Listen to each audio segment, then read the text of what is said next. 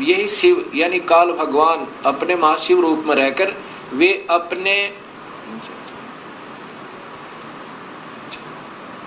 अपने सारे अंग में भस्म रमाए रहते हैं। उन काल रूपी ब्रह्म ने, अब देखो युग काल रूपी ब्रह्म, ये ब्रह्म की ही व्याख्या सारी, इसी को महाशिव, सदाशिव, महाब्रह्मा, महाविष्णु नाम से कहा गया है। इन पुराणों का प्रारंभ यहाँ से होता है, फिर आगे चल के त्रिलोकीय ब्रह्मा विष्णु में इसकी उत्पत्ति इसी ब्रह्म से होती है। उन काल रूपी ब्रह्म ने एक ही समय शक्ति के साथ शिवलोक नामक क्षेत्र का निर्माण किया था। उस उत्तम क्षेत्र को काशी कहते हैं, जो ब्रह्मलोक में है। वह परम निर्वाण का या मोक्ष स्थान है, जो सबके ऊपर विराजमान है।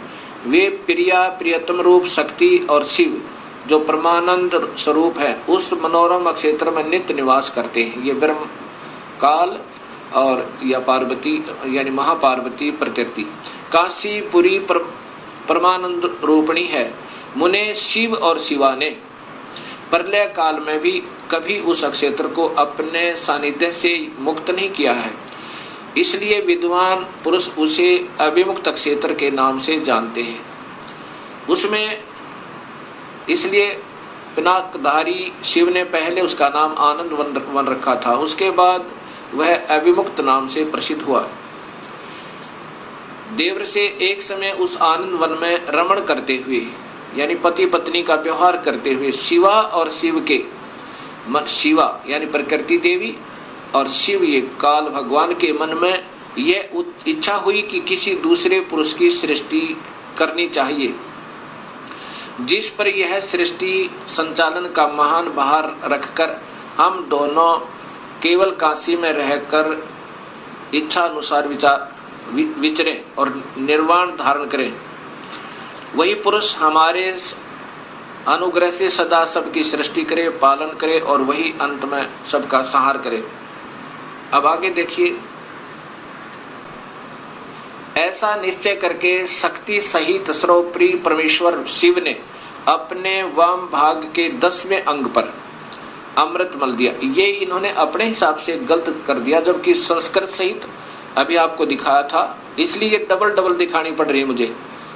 अब यहाँ 10वें अंश का अंग का अर्थ है योनि में, अर्थात पत्नी पति के रूप में बीज स्थापना किया और फिर उससे पुरुष प्रकट हुआ। उसका नाम क्या रखा, ये आप देखिए, उसका नाम विष्णु रखा।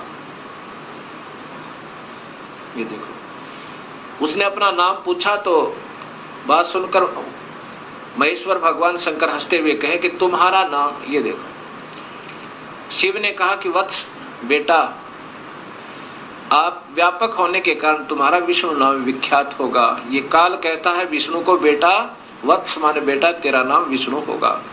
अब 7वां अध्याय देखो, ये 6ठा अध्याय समाप्त हुआ। अब ये 7वां अध्याय देखिएगा।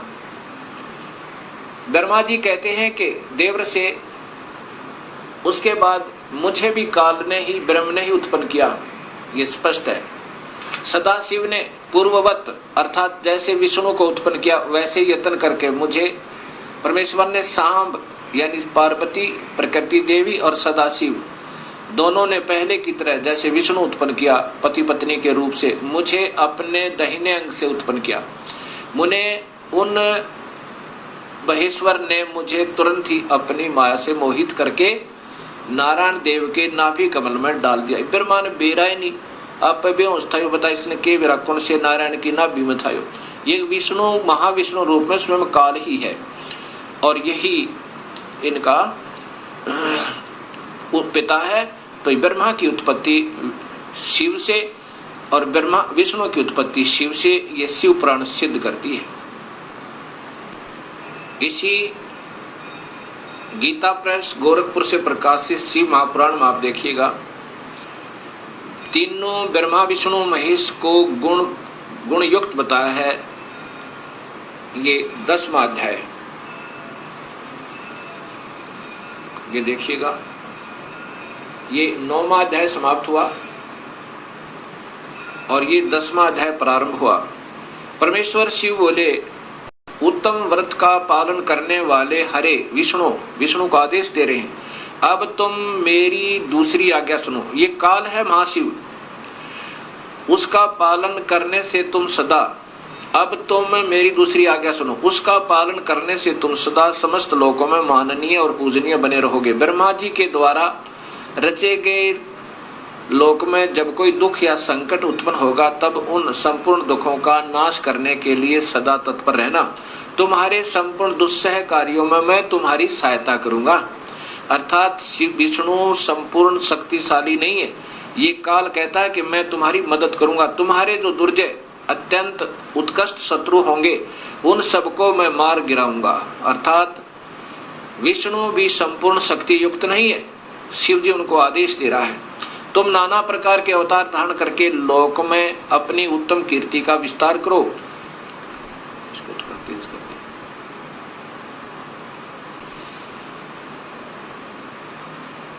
सबके उद्धार के लिए तत्पर रहो। तुम रुद्र के ध्येय हो और रुद्र तुम्हारे ध्येय हैं। अर्थात तुम तीनों मिलकर काम करो। तुम में और रुद्र में कुछ भी अंतर नहीं है। अर्थात दो तो है ही है, एक रुद्र है एक विष्णु है। जो अब देखो रुद्र आ गया ना, शिव, ये शिव है और ये विष्णु है जिसको दोनों का आदेश दिया है। जो मनुष्य रुद्र का रूप भक्त होकर तुम्हारी निंदा करेगा उसका सारा सद्गुण और उसका सारा पुण्य तत्काल भस्म हो जाएगा। पुरुषोत्तम विष्णु तुमसे द्वेष करने वाला मेरी इच्छा से ही, मतलब अब मैं आपको बताता हूं, मेरी आज्ञा से उसको नरक में गिरना पड़ेगा। अब 9वें अध्याय में फिर देखिएगा, ये 9वें अध्याय का यहां देखना।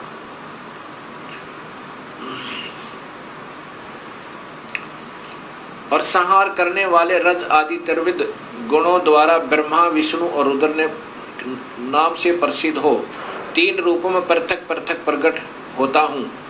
ये काल भी तीनों गुणों रज महाब्रह्मा महाविष्णु महाशिव रूप में रहता है। साक्षात शिव गुणों से भिन्न है, वे प्रकृति और पुरुष से भी परे हैं। अद्वितीय नित्य अनंत पूर्ण निरंजन परब्रह्म परमात्मा है। ये काल तीनों लोकों का पालन करने वाले श्री हरि भीतर तमोगुण और बाहर सतोगुण धारण करते हैं। त्रिलोकी का संहार करने वाले रुद्र भीतर सतोगुण और बाहर से तमोगुण धारण करते हैं तथा त्रिभुवन की सृष्टि करने वाले ब्रह्मा जी बाहर और भीतर से रजोगुण ही हैं। इस प्रकार ब्रह्मा विष्णु और रुद्र इन 3 देवताओं में गुण हैं। अब ध्यान से देखो, इस प्रकार ब्रह्मा विष्णु और रुद्र माने शिव, शंकर, ये त्रिलोकीय ब्रह्मा विष्णु महेश, इन तीनों देवताओं में गुण है। रजगुण ब्रह्मा है, सतगुण विष्णु है, तमगुण शिव जी। दिखा ना कि शिव ऊपर अंदर से तो सतगुण दिखा है भगवान जैसा, लेकिन वास्तव में उसका परम गुण तमोगुण है शिव का। अब इस प्रकार इन तीनों में गुण बताए हैं, रजगुण ब्रह्मा, सतगुण विष्णु, तमगुण शिव जी। इन तीनों देवताओं में गुण है। अब देखो चौथा कौन रह गया फिर वो, अब चौथा जो शिव की महिमा गाई जा रही है वो कौन है, वो काल है। और ये तीनों यह नारे लिख दिए। अब इस प्रकार ये सब ज्ञान आपके समझ में आएगा। अब आपको दिखाता हूं देवी भागवत महापुराण संस्कृत सहित है मेरे पास, और साथ में फिर दिखाऊंगा ये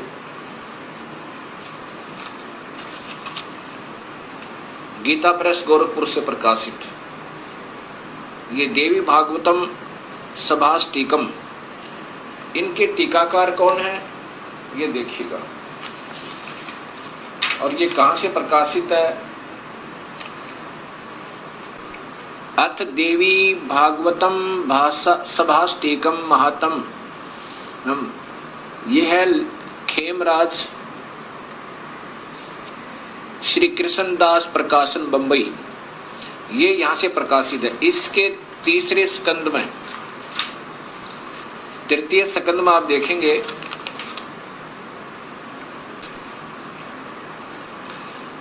अथ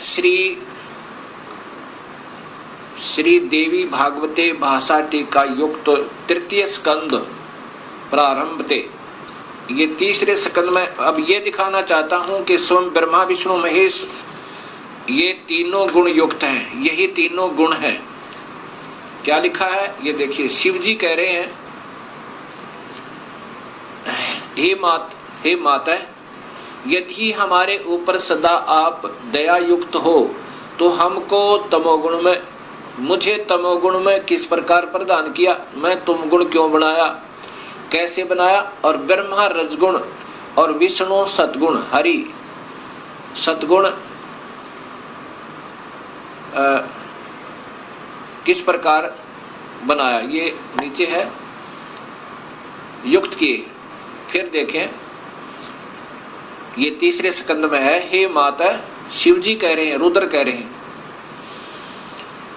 यदि हमारे ऊपर सदा आप दयायुक्त हो तो हमको तमोगुण में किस प्रकार प्रदान किया, मैं इसे राक्षस कर्म में क्यों लगाया, ब्रह्मा रजोगुण और हरि सतगुण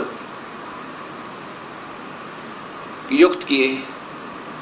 अब बताओ, अब देखो तुम्हारे तीनों गुण सर्जन पालन संहार स्थित हैं। यही काल का जाल है और इस माया से इसको अपने इन पुत्रों को भी भ्रमित रखता है। अब देखिएगा ये देवी भागवत महापुराण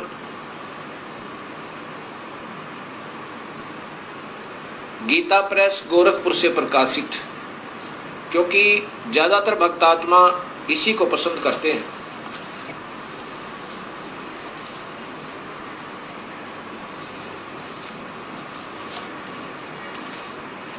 ये सचित्र मोटा टाइप श्री देवी भागवत केवल हिंदी, पहले संस्कृत सहित आपको दिखाई थी, अब ये देखना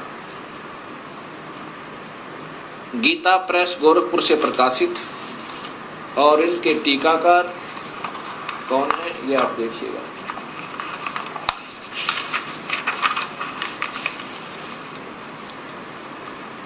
मोटा टाइप, और यहाँ हनुमान संपादक हनुमान प्रसाद पोदार चिमन लाल गोस्वामी।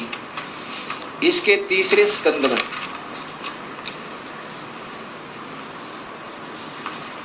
ये देखिएगा,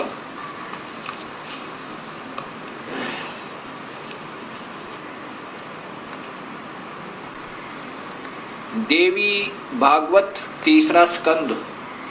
इसमें जन्मेजय ने पूछा, भगवान आपने अम्बा यज्ञ द्वारा परम पवित्र नवरात्र व्रत करके उसके द्वारा देवी के आराधन करने की आज्ञा दी है, अतः वे कौन देवी हैं, कैसे और सब प्रकट हुई, उनके पधारने का क्या उद्देश्य है।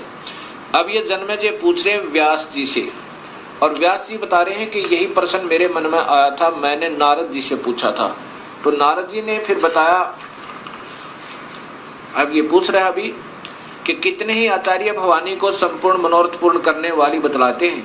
वे आदि माया महाशक्ति एवं परम पुरुष के साथ रहकर, परम पुरुष ये काल को कहते हैं, इन महापुरुषों के लेखकों की बुद्धि यही तक काम करती रही, साथ रहकर कार्य संपादन करने वाली प्रकृति है या 8 भुजा वाली। ब्रह्म के साथ उनका अभेद संबंध है। ब्रह्म माने काल, क्षर पुरुष, जो गीता के 15वें अध्याय में काम आओगा, याद रखना। ब्रह्म के साथ उनका अभेद संबंध है। वे सृष्टि स्थिति और संहार कार्य में संलग्न रहती हैं। अब देखो, जिसको भी लेते हैं इन्हीं का नाम लेते हैं, क्योंकि इन मुख्य कारण तो यही है। इससे ज्यादा काल है, काल के बाद इसका नंबर। इसने फिर 3 विभाग कर दिए, काल ने और प्रकृति ने अपने 3 पुत्र उत्पन्न करके। वो ये प्रकृति याद रखना, ये गीता जी में आपके काम आएगा। ये शब्द कि प्रकृति कौन है, वही शेरा वाली अष्टंगी, और 3 गुण भी ब्रह्मा विष्णु महेश, ये गीता जी में भी आपको काम आएंगे।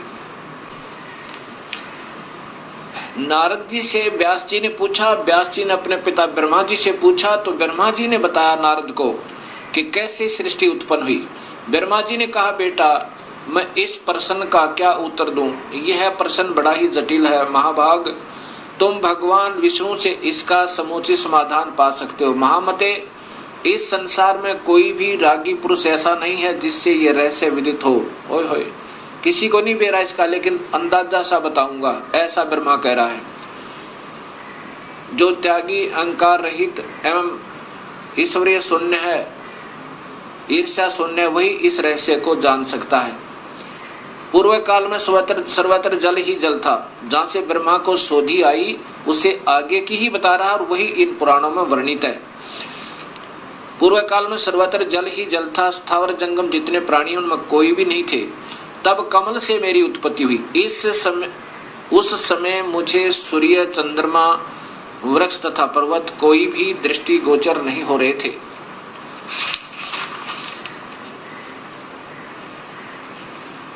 दिखाई पड़े।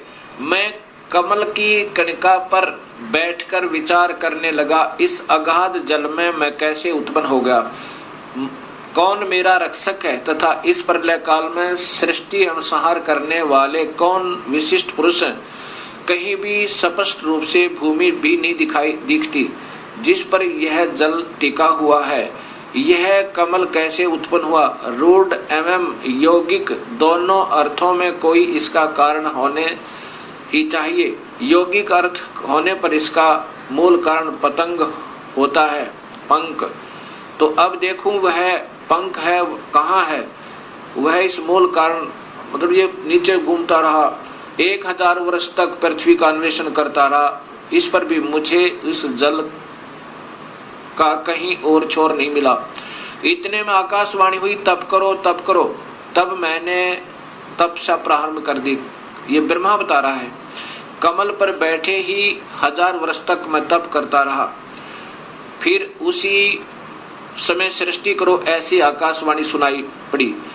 उसे सुनकर मैं बड़े आश्चर्य में पड़ गया। सोचा कि किसकी सृष्टि करूं अथवा मेरा क्या कर्तव्य है। उसी समय मधु और कैटब नाम के 2 भयंकर दानव आए। अब यहां देखना भक्तात्माओं, आए वे उस महावरण में मुझसे युद्ध करने की इच्छा प्रकट करने लगे। मैं उनसे भयभीत हो उठा। तब कमल का डंठल पकड़कर जल में उतरा। वहां मुझे एक परम अद्भुत पुरुष के दर्शन मिले। उनका श्री विग्रह मेघ के समान श्याम था। वे पीतंबर पहने थे, 4 भुजाएं थी, शेष नाग की सैया पर सोए पड़े थे। सोए का मतलब बेहोश थे, अचेत थे विष्णु जी। उन जगत प्रभु के गले को वनमाला सुशोभित कर रही थी। शंख, चक्र, गदा, पद्म, इन 4 अवधों से अनुपम शोभा पा रहे थे। ऐसे शेष ही भगवान विष्णु का मुझे दर्शन हुआ। वे योग निद्रा से वशीभूत होकर गाढ़ी नींद में सोए हुए थे। ये बेहोश कर रखे थे काल ने विष्णु जी को। उनकी अच्छा यहाँ देखना, मैंने उनका सत्वन किया देवी का। तब वे कल्याणमयी भगवती विष्णु के विग्रह से निकलकर, विष्णु के शरीर से निकलकर आकाश में विराजमान होगी। ये सभी प्रमाण शास्त्रों में पूर्व प्रमाणित हैं और विद्यमान हैं। स्पष्ट लिखा है कि ब्रह्मा को नहीं मालूम मैं कहां से उत्पन्न हुआ, तुक्के मार रहा है आगे के, वो कौन है, वो श्री हरि है, फलाना है। अब जो अपनी स्थिति बता रहा है कि मैं कमल के फूल पर सचेत हुआ, मुझे नहीं मालूम मैं कहां से आया। फिर मधु और कैटब नाम के 2 राक्षस आए। पहले 1000 वर्ष तक तो खोज की उस कमल के डंठल की, ये कहाँ टिका हुआ, कहीं नहीं पाया। अब अगर इस विष्णु के नाभि से कमल होता, विष्णु की नाभि से कमल नहीं था, वो विष्णु काल है, उसने अपनी नाभि से कमल बनाया हुआ था। और फिर इतने में मधु कैटब आए, उनके डर के मारा ये नीचे उतरा। आगे विष्णु अचेत पड़ा था शेष सैया पे, शेष नाग के ऊपर बेहोश पड़े थे। उसमें से एक शक्ति निकली और उसके बाद ये होश में आया और फिर मधु कैटब के साथ इनका युद्ध हुआ। 5000 वर्ष तक तो ये लड़ते रहे और मधु कैटब को नहीं मार पाए। जब योग निद्रा भगवान विष्णु के शरीर से अलग होकर, योग निद्रा के ये तो बेहोशी शक्ति एक इनके अंदर डाल रखी थी, आकाश में विराजने लगी, तब तुरंत ही श्रीहरि उठ बैठे। ये विष्णु जी उठ बैठे। उन्होंने मधु और कैटभ के साथ 5000 वर्ष तक बड़ी घमासान लड़ाई हुई। तब वे दैत्य मरे। कैसे मरे? पहले देवी के कटाक्ष से मधु और कैटभ मोहित हो गए थे। उसके बाद भगवान विष्णु ने गोद में लिटाकर उन्हें प्राणों से रहित कर दिया। अब वहां पर मैं और भगवान विष्णु दो थे। वही रुद्र भी प्रकट हो गए। ये देख लो, वहीं ये रुद्र अर्थात ये त्रिलोकीय शिव भी आ गया। हम तीनों को भक्ति अध्याशक्ति के दर्शन हुए। उन्हें देखकर मन मुग्ध हो गया। उनकी उत्तम स्तुति की। तब वे आदि शक्ति हम लोगों से कहने लगी। देवी ने कहा, ब्रह्मा विष्णु और महेश्वर, ये रुद्र को महेश्वर भी कहा, ये ध्यान से देखना। तुम भली भांति सावधान होकर अपने अपने कार्य में संलग्न हो जाओ। सृष्टि, स्थिति और संहार ये तुम्हारे कार्य हैं। इन महान पराक्रमी दैत्यों का निधन हो जाने पर अब तुम्हें अपना स्थान बनाकर शांतिपूर्वक निवास करना चाहिए। अब क्या बोलते हैं? ब्रह्मा जी कहते हैं कि भगवती अध्यास शक्ति की यह वाणी बड़ी मधुर, सुंदर और सुखप्रद थी। हमने वह स्पष्ट सुनी।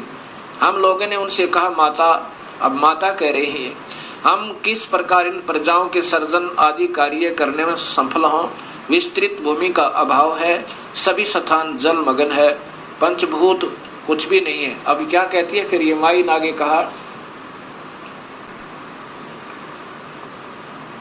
माता, हम किस प्रकार इन प्रजाओं के सर्जन कार्य करने में सफल हों? विस्तृत भूमि का अभाव है, सभी स्थान जल मगन है, पंचभूत एवं गुण ये सब समाप्त हैं। पंचभूत एवं गुण तन्मात्र इंद्रियां चाहिए, परंतु उनका भी अभाव है। हमारी बात सुनकर उन कल्याण स्वरूपिणी भगवती का मुखमंडल मुस्कान से भर गया। इतने में एक सुंदर विमान आकाश से उतरा। तब उन देवी ने हमें आज्ञा दी, देवता और निर्भीक होकर स्वेच्छा पूर्वक इस विमान में प्रवेश कर जाओ। ब्रह्मा, विष्णु और रुद्र, आज मैं तुम्हें एक अद्भुत दृश्य दिखलाती हूँ। हमने भगवती की बात सुनकर उसे शिरोधार्य कर लिया। वह रत्न जड़ित विमान पर चढ़कर हम लोग आराम से बैठ गए। वह विमान मोतियों की मालाओं से सुशोभित था और उसे से अनेक कणियों की ध्वनि हो रही थी। अमरावती की तुलना करने वाले उस भव्य विमान पर हम तीनों निर्भीक होकर बैठ गए। माता आदेश दे रही है बच्चों की तरह, बेटा इसमें बैठो तीनों। और अब आगे देखो,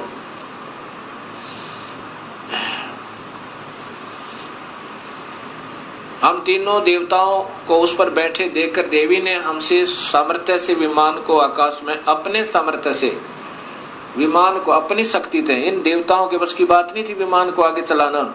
देवी ने अपने सामर्थ्य से विमान को आकाश में उड़ा दिया। ब्रह्मा जी कहते हैं कि मन के समान तीव्र गति से चलने वाला वह विमान जिस अपरिचित स्थान पर गया, वहां संपूर्ण फलों से लदे हुए अनेक सुंदर वृक्ष थे। किलकों की कला की काकली उन वृक्षों की शोभा बढ़ा रही थी। अब नीचे देखो, वहां पर ये क्या था? ये कौन था? ये स्वर्ग था।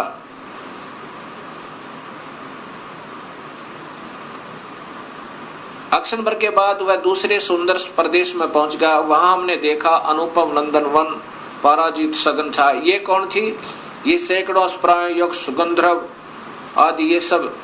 ये देखा तो वहां महाभाग इंद्र भी थे। ये महास्वर्ग ब्रह्मलोक में काल ने एक और बना रखा है, उसको ये ओम नाम के जाप करने वाले योगी इस महास्वर्ग में पहुंच जाते हैं। इस देवी भागवत महापुराण को आगे समझने से पहले हमने इस ब्रह्मांड का चित्र देखना होगा। इसके बाद आपके तुरंत समझ में आएगा। ये एक ब्रह्मांड का चित्र आप देखिएगा।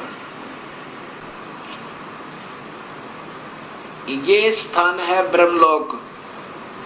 ये जो स्थान है ये ब्रह्मलोक कहलाता है।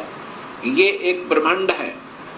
पहले ये देखिएगा, इसमें यही काल 3 रूपों में रहता है, ये महाविष्णु रूप में, और ये महाशिव रूप में, और यहाँ महाब्रह्मा रूप में, और यहाँ पर ये शेरा वाली प्रकृति देवी भी रहती है। ये इसका भी एक कोने में अलग स्थान है इसी ब्रह्मलोक में। और यहीं पर एक स्वर्ग लोक बना रखा है, इंद्र का लोक, अलग इंद्र जो है इस स्थान पर सबसे पहले एक कोने में। ये बहुत लंबा चौड़ा है।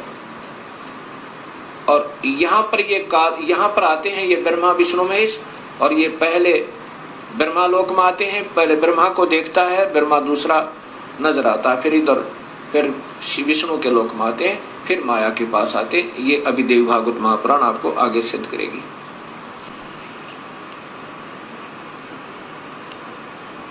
असीम कृपा प्रभु की हुई है भक्तात्माओं अपने ऊपर कि ये शास्त्रों में छुपी हुई सच्चाई समाज के सामने आ रही है, और इसी की तलाश करके योगी जन वेदों का अध्ययन कर मर गए, क्योंकि उनको सूक्ष्म वेद का ज्ञान नहीं था। और सूक्ष्म वेद के ज्ञान बिना ये बात समझ में नहीं आ सकती। ये स्वयं कबीर परमेश्वर ने ही स्वयं आकर अपनी वाणी, साधारण वाणी के द्वारा सरल भाषा में इस वेदों का भी और गीता जी का एक सत्य ज्ञान दिया था। लेकिन वो साधारण भाषा होने के कारण हम उसको यकीन नहीं कर पाए उन पर। अब इंद्र महा स्वर्ग से आगे, यानी इंद्र के लोक से आगे ब्रह्म लोक की तरफ प्रस्थान किया।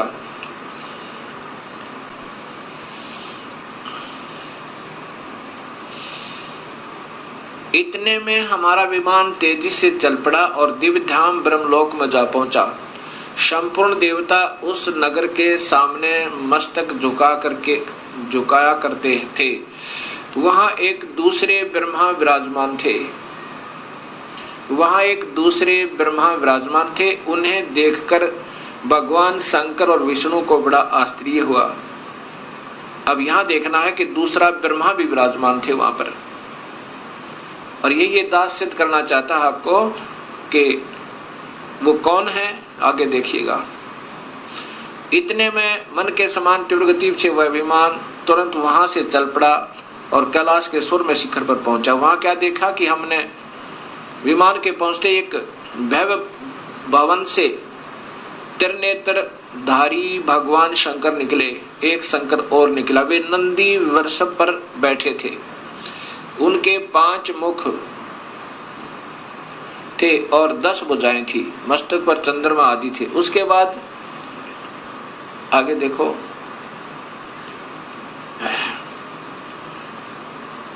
आगे फिर चले कि पवन के समान तेज, यहां लिखो और नीचे करो, नीचे और सीट और नीचे रखे।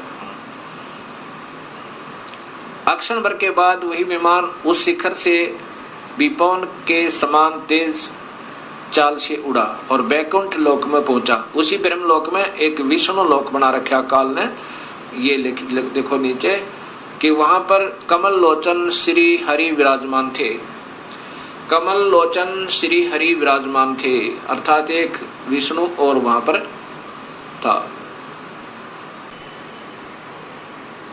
अब ये तीनों देवता विमान में बैठे हुए जा रहे हैं और दूर से देख रहे हैं, एक ब्रह्मा और है, एक विष्णु और है, एक शिव और है। उसके बाद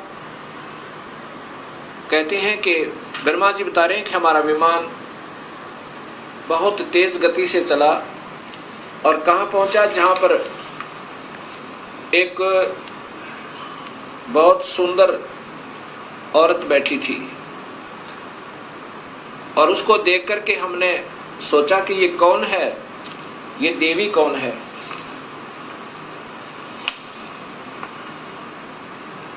अब ब्रह्मा जी आगे बता रहे हैं,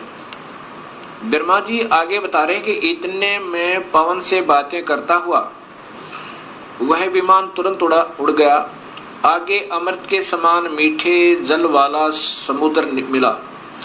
उसमें फिर आगे चलिए,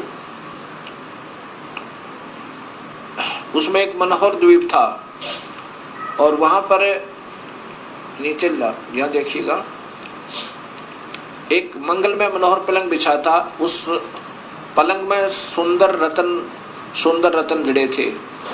और वहां कौन थे, ये देखिए नीचे, उस पे एक औरत बैठी थी। वह ऐसी प्रभावपूर्ण देवी थी मानो करोड़ों बिजलियां एक साथ चमक रही हों। अत्यंत सुंदर मुख था, लाल दांत और करोड़ों लक्ष्मियों से भी अधिक वह सुंदर थी। अब वैसी सुंदरी स्त्री को मैंने कभी नहीं देखा था। पास में अनेकों साधक बैठकर हरियम इस मंत्र का जाप कर रहे थे। अब ये मंत्र हैं जो हम देते हैं, ये वास्तव में 5 मंत्र हैं अलग से, यहां देखना। उसके हजारों नेत्र, हजारों हाथ, हजारों मुख आदि आदि। हम आपस में कहने लगे, यह सुंदरी कौन है। हम आपस में वही ठहरे रहे और आपस में कहने लगे कि यह सुंदरी कौन है, इसका क्या नाम है। हम इसके विषय में बिल्कुल अनभिज्ञ हैं। अपनी माँ के बारे में भी तीनों देवताओं को नहीं मालूम। दूर से देखने पर भी कितनी सुंदर प्रतीत हो रही है। यहां देखना आगे फिर। तब भगवान विष्णु ने, ये देखो, नारद यों संदेहग्रस्त होकर, हम लोग वहां रुके रहे, विमान से उतर गए। तब भगवान विष्णु ने उस चारों सिहिनी भगवती को देखकर विवेक पूर्वक निश्चय कर लिया कि ये भगवती जगदम्बिका है, वो प्रकृति है, ये हमारी माँ है। तब उन्होंने कहा कि ये ही भगवती हम सबकी आदि कारण अर्थात माता है। महाविद्या और महामाया इन्हीं के नाम है। ये पूर्ण प्रकृति है। ये देख लो, यह प्रकृति इनकी ब्रह्मा विष्णु महेश की माँ है। और यहाँ स्वयं बताते हैं, ये भगवान विष्णु कह रहे हैं कि मैंने जब देखा था, मैं छोटा सा था, प्रलय वर्ण में मुझे दर्शन हुए थे इस देवी के। उस समय मैं छोटा सा था। ये वही संपूर्ण संसार की कारण है, ये वही देवंगना है जिनके पर्यावरण में, अर्थात जो पानी ही पानी था, मुझे दर्शन हुए थे। उस समय मैं बालक रूप में था। विष्णु जी कह रहे हैं मैं बालक रूप में था। ये वही देवी भागवत महापुराण गीता प्रेस गोरखपुर से प्रकाशित है।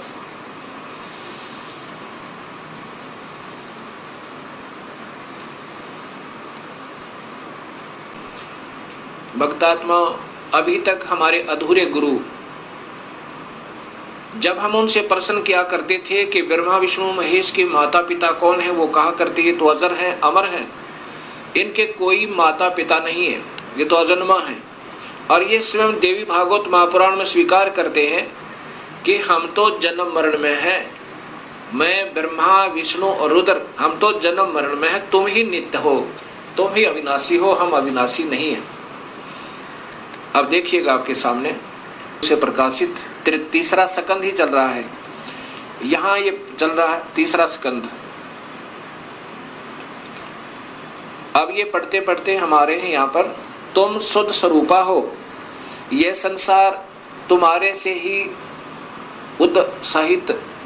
उत्सित हो रहा है। मैं ब्रह्मा और शंकर, विष्णु स्वयं कह रहा है, मैं ब्रह्मा और शंकर हम सभी तुम्हारी कृपा से विद्यमान हैं। हमारा आविर्भाव और तिरोभाव हुआ करता है। आविर्भाव माने जन्म और तिरोभाव माने मृत्यु। हम तो मृत्यु और जन्म में हैं, ये ध्यान से देखो। और केवल तुम ही नेता हो, जगत जननी हो, प्रकृति और सनातनी देवी हो। ये फिर देखना भक्तात्माओं, विष्णु जी कह रहे हैं मैं विष्णु, ब्रह्मा और शंकर हम सभी तुम्हारी कृपा से विद्यमान हैं। हमारा आविर्भाव और तिरोभाव हुआ करता है। आविर्भाव माने जन्म, तिरोभाव माने मृत्यु। केवल तुम ही नेता हो, जगत जननी हो, प्रकृति और सनातनी देवी हो। ये प्रकृति शब्द आपको गीता में काम आएगा, जब ये दास आपको बताएगा कि ब्रह्म और प्रकृति से तीनों गुणों की उत्पत्ति हुई। ब्रह्मा विष्णु महेश की, रजगुण ब्रह्मा, सदगुण विष्णु, तमगुण शिव जी की। ये वही देवी भागवत महापुराण है, गीता प्रेस गोरखपुर से प्रकाशित। यहाँ देखो, श्री भगवान शंकर बोले, देवी यदि महाभाग विष्णु तुम्ही से प्रकट हुए हैं तो उनके बाद उत्पन्न होने वाले ब्रह्मा भी तुम्हारे ही बालक हुए। और फिर मैं तमोगुणी लीला करने वाला शंकर भी तुम्हारी संतान हुआ। अब दोनों बात सिद्ध होगी भगवत आत्माओं। विष्णु भी प्रकृति से उत्पन्न हुआ, ब्रह्मा भी, और शिव ये तमोगुण शिव। अब वहां देखना, रजगुण ब्रह्मा, सदगुण विष्णु, तमगुण शिव जी बताएगा दास आपको। मैं तमोगुण लीला करने वाला शंकर भी तुम्हारी संतान हुआ, अर्थात मुझे भी उत्पन्न करने वाली तुम ही हो। अब ये ध्यान से पढ़ो भक्तात्मा, ये वही देवी भागवत महापुराण गीता प्रेस गोरखपुर से प्रकाशित।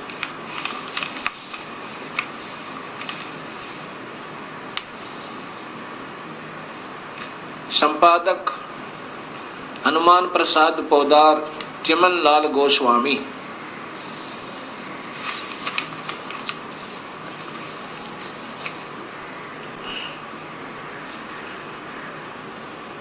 अब आपके सामने ये स्पष्ट हुआ कि ये प्रकृति देवी और ये ब्रह्म काल, इन्हीं से ब्रह्मा विष्णु और शिव की उत्पत्ति हुई। और जिनको हम अजर और अमर कहा करते थे, वो हमारे ही शास्त्रों में प्रमाणित है कि ये अनित्य है, ये तो नाशवान और जन्म और मरण के अंदर है। अब इन बातों का ज्ञान होने से ही हमें स्पष्ट ज्ञान होगा कि पूर्ण परमात्मा कौन है।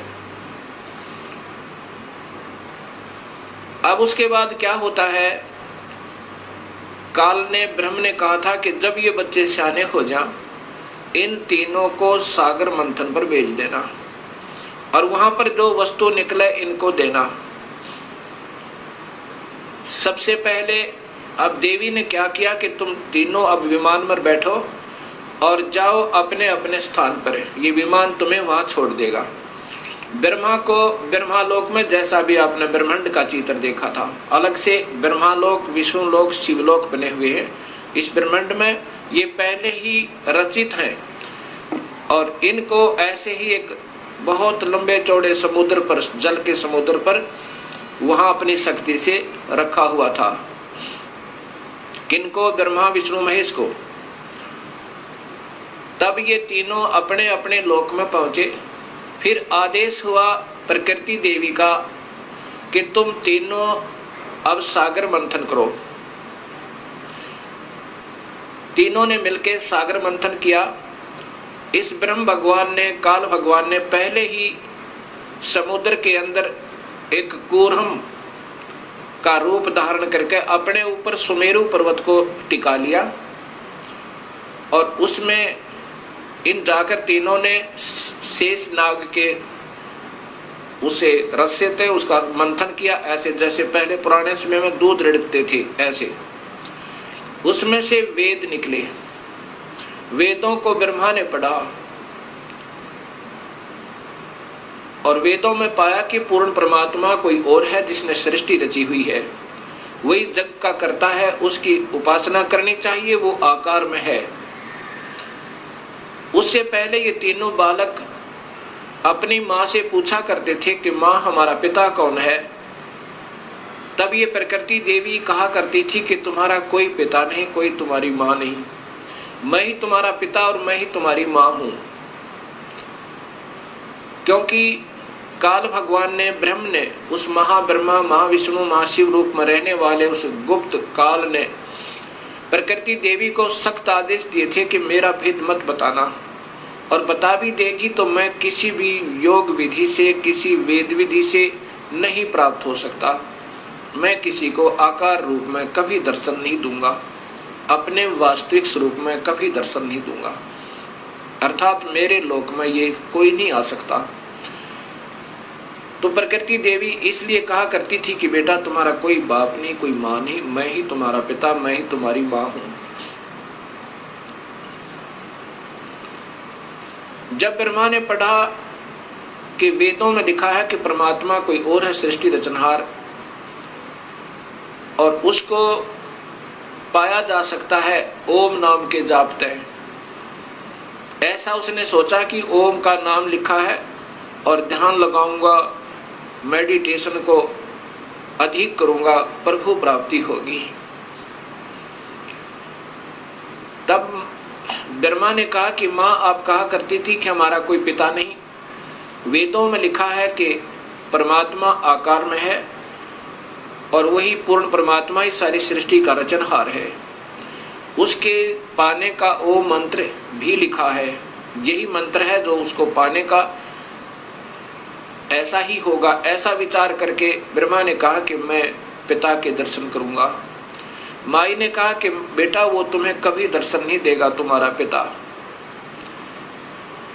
ब्रह्मा ने कहा कि मां, अब आपकी बातों पर विश्वास नहीं होता, मैं पिता की तलाश करूंगा, अर्थात परमेश्वर को ढूंढूंगा। माई ने कहा कि यदि तुम्हें पिता नहीं मिला तो क्या करेगा? ब्रह्मा ने कहा कि मैं फिर वापस नहीं आऊंगा, दर्शन नहीं दूंगा आपको। ऐसा सोचकर, ऐसा कहकर ब्रह्मा वहां से चल पड़ा। एकांत स्थान पर जाकर 4 युग तक मेडिटेशन किया, ध्यान किया, ओम नाम का जाप किया। प्रभु प्राप्ति नहीं हुई। अब शर्मिंदा वापस नहीं आ रहा है। तब आकाशवाणी काल ने की प्रकृति देवी को कि सृष्टि प्रारंभ करो, जीवों की उत्पत्ति करो। तब प्रकृति देवी ने कहा कि तेरा जेठा बेटा, ज्येष्ठ पुत्र ब्रह्मा आपकी तलाश में हट करके गया हुआ है। तब निरंजन ने कहा कि मैं कभी किसी को किसी भी वेद विधि वर्णित विधि से कोई दर्शन नहीं दूंगा, मेरी प्राप्ति नहीं हो सकती, उसको वापस बुलाओ। तब प्रकृति देवी ने अपनी शब्द शक्ति से एक लड़की उत्पन्न की, उसका नाम गायत्री रखा और कहा, बेटी जा ब्रह्मा को समाधि से उठा कर ला, उसको कहना कि तेरे बिना सृष्टि रचना अधूरी है और आप वापस चलिए। अब वो गायत्री देवी जब वहां पहुंची ब्रह्मा के पास, ब्रह्मा के चरण छुए, ब्रह्मा का ध्यान भंग हुआ। तब उसने देखा कि सामने एक लड़की खड़ी है। ब्रह्मा गुस्से में आकर कहता है कि तूने मेरा तप भंग कर दिया, तू कौन पापचारिणी आ गई, मैं तुझे श्राप देता हूं। तब उस गायत्री ने कहा कि पहले मेरी बात सुन लो और फिर मेरा दोष हो तो मुझे श्राप देना। मुझे मां ने भेजा है आपको लिवा लाने के लिए। आपके बिना सृष्टि रचना प्रारंभ नहीं हो रही, जीवों की उत्पत्ति नहीं हो रही और आप वापस चलिए। तब ब्रह्मा जी ने कहा कि गायत्री कैसे चलूं मैं मां के पास, मुझे शर्म लगती है, पिता के दर्शन हुए नहीं और मैं कहकर आया था कि मां यदि पिता के दर्शन नहीं हुए तो मैं वापस नहीं आऊंगा, दर्शन नहीं दूंगा। ब्रह्मा ने कहा गायत्री से कि यदि तू मेरी झूठी गवाही देवे तो मैं चलूं कि पिता के दर्शन अर्थात प्रभु की प्राप्ति हो गई। गायत्री ने कहा कि एक और गवाह तैयार करते हैं। गायत्री ने अपनी सब शक्ति से एक और लड़की उत्पन्न की, उसका नाम पहपवती रखा। दोनों ने ब्रह्मा की झूठी गवाही देने की स्वीकृति दे दी। तीनों के तीनों माता के पास, प्रकृति देवी के पास आ गए। प्रकृति देवी ने पूछा कि ब्रह्मा तुझे पिता के दर्शन हुए? ब्रह्मा ने कहा हाँ मां, मुझे पिता के दर्शन हुए। तो देवी ने पूछा कैसे प्रमाणित हुआ? ब्रह्मा ने कहा कि इन दोनों से पूछ लो, इनके सामने मुझे दर्शन देकर के पिताजी गए हैं। तब उन दोनों से पूछा, प्रकृति देवी ने, गायत्री और पहपवती ने स्वीकृति दी और कहा कि हाँ हमारे सामने ब्रह्मा को दर्शन दिए, पिता ने दर्शन दिए, बड़ा तेजो में शरीर था, ऐसे तुक्के मारे। तब प्रकृति देवी के मन में ये आया कि ये काल दोगला है, ये ब्रह्म तो दोगली बात कर रहा है। मेरे को कहता है मैं कभी किसी को दर्शन नहीं दूंगा, मैं कभी व्यक्त रूप में प्रकट नहीं होऊंगा, और गुप्त रूप में सर्व कार्य करता रहूंगा और इनको दर्शन दे दिए। ऐसा सोचकर अक्षुब्ध होकर नाराज होकर दूर जा बैठी और कहती है कि मैं नहीं तेरे इस कार्य को कर सकती, संभाल अपने डमडमे ने। मुझे कुछ कहता है और इनको दर्शन दे दिए हैं। तब आकाशवाणी काल भगवान ने क्षर पुरुष ने की कि प्रकृति देवी ये झूठ बोल रहे हैं, मैंने कोई दर्शन नहीं दिया।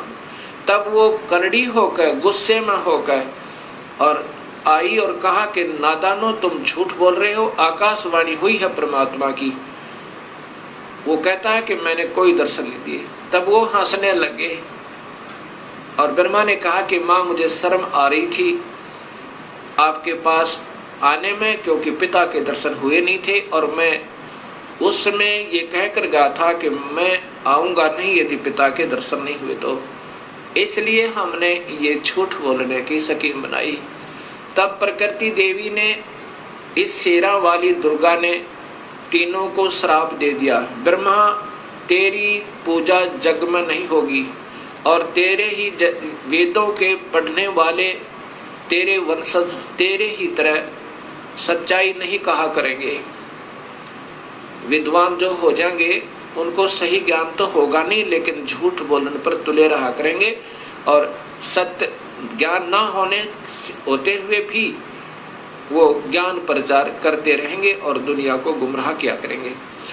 पर उसको गायत्री को श्राप दिया कि तू गाय बनेगी, तेरे कई पति होंगे जैसे सांड, और पवपति को श्राप दिया कि तू गंदी स्थान पर उत्पन्न होने वाली जड़ी बूटी बनेगी। जब तीनों को श्राप प्रकृति दे चुकी तब काल भगवान ने आकाशवाणी की उस प्रकृति देवी को ही सुनाई दी वो कि तूने ये अच्छा नहीं किया दुर्गा, इनको श्राप नहीं देना था, तू संविधान को अपने हाथ में नहीं ले सकती, ये सब मेरा कार्य है, अब मैं तुझे श्राप देता हूँ। तू भी द्वापर युग में द्रौपदी बनकर जाएगी, तेरे 5 पति होंगे। ऐसा श्राप पाकर के प्रकृति कहने लगी निरंजन तेरे वश होगी, मैं अपने पिता से अपने मूल मालिक से बिछुड़ गई, अब तू कुछ भी नाच नचा दे, यदि मैं इन बच्चों को नहीं डांटूंगी नहीं धमकाऊंगी तो ये कैसे कार्य सुचारू करेंगे, और मैंने इनको थोड़ा सा सजा दी तो तूने मुझे सजा दे दी, ठीक है नचा ले नाच जैसे तू नचाना चाहता है। उसके बाद प्रकृति देवी विष्णु के पास गई, विष्णु के लोक में विष्णु से कहा कि बेटा तू भी अपने पिता की खोज कर ले, कहीं फिर बाद में समाधि लगाकर बैठो और सृष्टि रचना में भंग होवे। विष्णु जी अपने पिता ज्योत निरंजन काल भगवान की तलाश में चल पड़े। कहां पहुंचे? शेष नाग के लोक में पहुंचे और शेष नाग ने जब देखा कि तेरी जुरिडिक्शन में यहाँ सबने अपनी अपनी सीमाएं बांट रखी हैं, कुत्ते ने अपनी बांट रखी है, राजाओं ने अपनी बांट रखी है, भैंसे ने अपनी बांट रखी है कि जो भी उस सीमा में आ जाए उसके साथ लड़ मरे कट जाए और 2 दिन के मेहमान से भी। ऐसे ही शेष नाग ने जब देखा कि तेरी जुरिडिक्शन में तेरे राज्य की सीमा में ये कौन बेधड़क व्यक्ति आ रहा है, इसको कोई डर नहीं तेरा, ऐसे ही अपने 1000 फनों से शेष नाग ने बहुत जोर से फुंकारा छोड़ा विष्णु को भयभीत और सतर्क करने के लिए कि सावधान हो जा, तू कैसे निर्भीक होकर आ रहा है। ऐसे उस जहर का फुंकारा जैसे स्प्रे पेंट होया करे, ऐसे विष्णु जी का शरीर काला बन गया, जैसे धुंध हो जाकर उसके अंदर विष्णु छुप गया। उस शेष नाग के विष के फवारे तय विष्णु जी का शरीर विग्रह काला हो गया, सांवला हो गया। जब विष्णु जी ने देखा कि इस नादान कीड़े ने, इस नादान सर्प ने ये क्या जुल्म किया, मैंने इसका क्या बिगाड़ा था, मैंने तो इसको कुछ कहा भी नहीं था, इसने ऐसे मेरा स्वरूप बिगाड़ दिया, अब इसको ठीक करता हूँ, इसको गढ़ता हूँ। ऐसा सोचकर उस नाग को समाप्त करने के लिए विष्णु आगे बढ़ने लगा। उसी समय आकाशवाणी हुई ज्योत निरंजन की, काल की, कि विष्णु अब इसको कुछ मत कहे, शेषनाग को। अगर ऐसे तुम लड़ने मरने लगे तो सृष्टि कैसे प्रारंभ होगी। अब इसको कुछ मत कहे, द्वापर युग में ये काली देह में हो जाएगा, जन्म लेगा, इसका अवतार होगा और तय उस समय कृष्ण बनकर जाएगा, उस समय इससे अपना बदला ले लेना। अब तू वापस जा और अपनी माँ को स्पष्ट बता दे, झूठ मत बोलना, मैं कभी किसी को दर्शन नहीं दूंगा और ना ही मेरे कोई दर्शन कर सकता, किसी भी वेदों वर्णित विधि से, यज्ञ से, तप से, जप से नहीं कर सकता। यदि झूठ बोलेगा तो तेरा हाल भी ब्रह्मा जैसा हो जाएगा, वापस जा। ऐसा सोचकर, ऐसी आकाशवाणी सुनकर ब्रह्मा विष्णु जी वापस चल पड़े, माँ के पास आए। माता ने पूछा, क्यों पुत्र, पिता के दर्शन हुए? विष्णु जी ने कहा, नहीं माँ, मुझे दर्शन नहीं हुए। इस बात को सुनकर ये जगदम्बिका दुर्गा बड़ी प्रसन्न हुई और विष्णु को सीने से लगाया और कहा, पुत्र तू सत्यवादी होगा और तुझे मैं यहाँ पालन पोषण और स्थिति का विभाग देती हूँ और अब मैं तुझे अपनी कृपा से तेरे पिता के दर्शन कराती हूँ। देख शरीर में ध्यान लगाकर और पहुंच जा सहस्रार कमल में। सहस्रार कमल में जो ज्योत प्रकाश दिखाई दे रहा है वो 1000 ज्योतियां, बस ये तेरे पिता का स्वरूप है, ये ज्योत स्वरूपी निरंजन है। ऐसे इन सबको बहका रखा है। विष्णु जी अपने पिता के प्रकाश रूप में दर्शन करके बड़ा प्रसन्न हुआ। उस अंदर प्रकाश देख के, ये मेडिटेशन करने वाले अंतिम उपलब्धि केवल ज्योत बताते हैं, वो ज्योत स्वरूपी वही तो काल है और उसी को देखकर सब प्रसन्न हो जाते हैं। उसके बाद यही माई शिव जी के पास गई, शंकर जी के पास गई। शंकर जी से कहा, बेटा तू भी अपने पिता की तलाश कर ले, तेरे 2 भाइयों को तो मिला नहीं। ब्रह्मा शिव जी ने कहा कि हे माँ, जब मेरे 2 बड़े भाइयों को नहीं मिला पिताजी, तो मैं तो कोशिश ही नहीं करता, परंतु माँ मेरी एक प्रार्थना है। तो माता ने कहा कि बोलो क्या चाहते हो? कि मुझे जन्म मरण रहित कर दे, मुझे अमर कर दे माँ, मैं तो यही मांगता हूँ आपसे।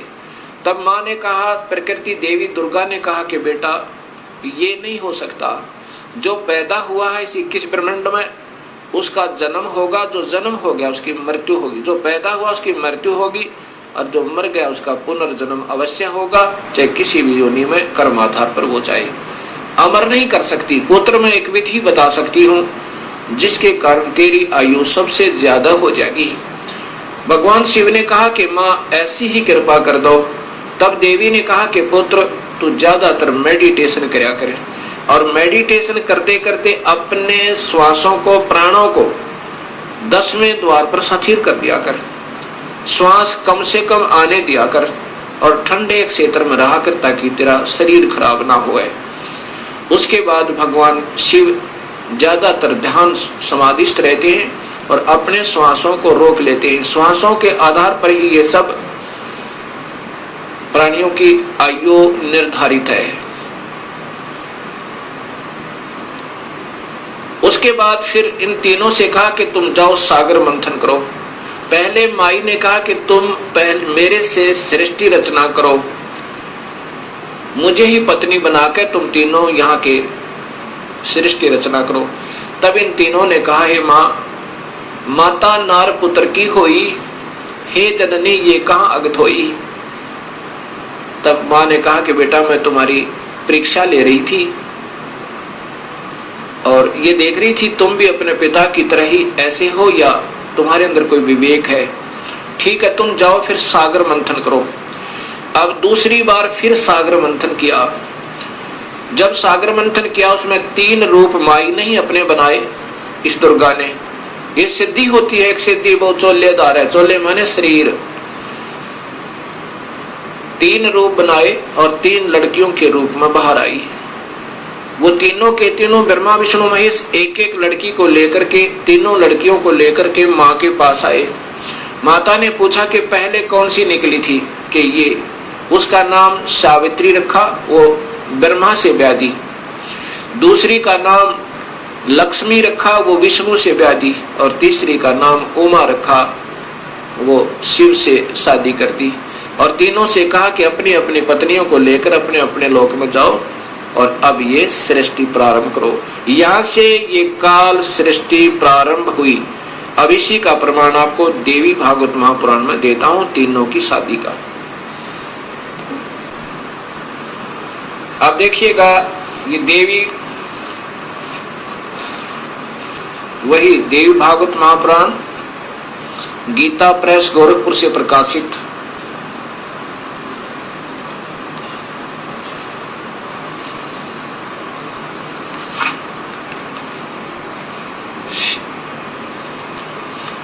देवी श्रीमद देवी भागवत महापुराण केवल हिंदी, गीता प्रेस गोरखपुर से प्रकाशित।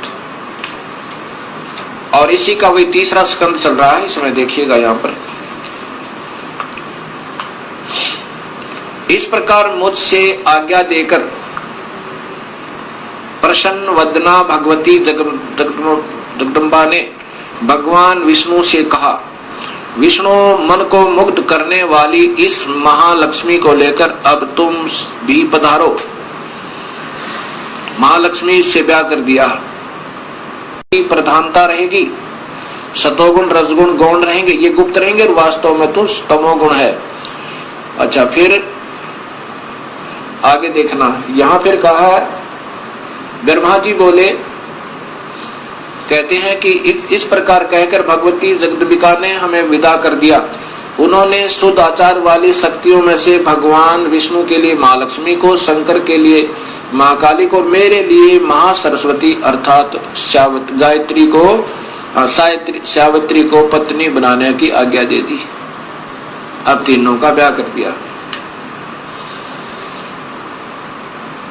दूसरे स्थानों पर हम तीनों की पुरुष रूप से प्रतिष्ठा हुई। ये फिर हम भगवान बन गए तीन लोग के।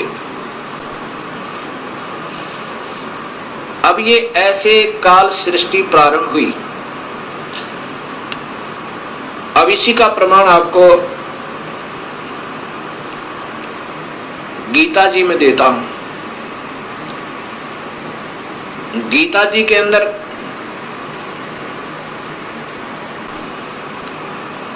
अब देखिएगा,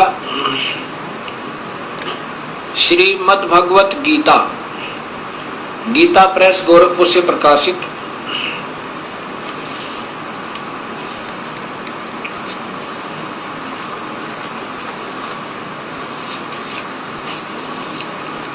इसके